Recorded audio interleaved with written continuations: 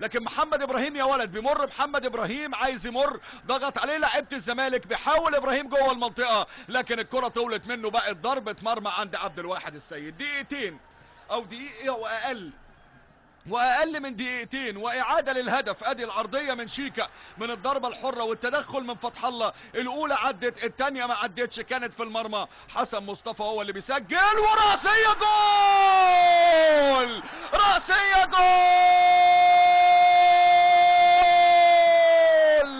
احمد جعفر بصالح الزمالك، بصالح الزمالك احمد جعفر. وليه بقى بتعيطي الفرحة لجمهور الزمالك؟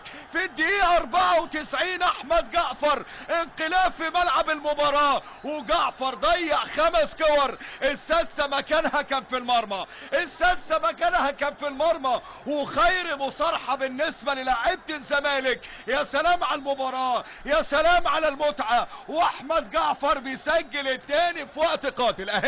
اهي للكورة، اهي للكورة. بص المحاولة، بص المرور، بص شيكا، بص الاباتشي، بص الاباتشي، لعب العرضية الاباتشي وجعفر كملها في المرمى. يا ولد يا شيكابالا، الرادار اشتغل، الرادار اشتغل، وجعفر كمل احمد جعفر في المرمى. بقى التاني لمصلحة الزمالك.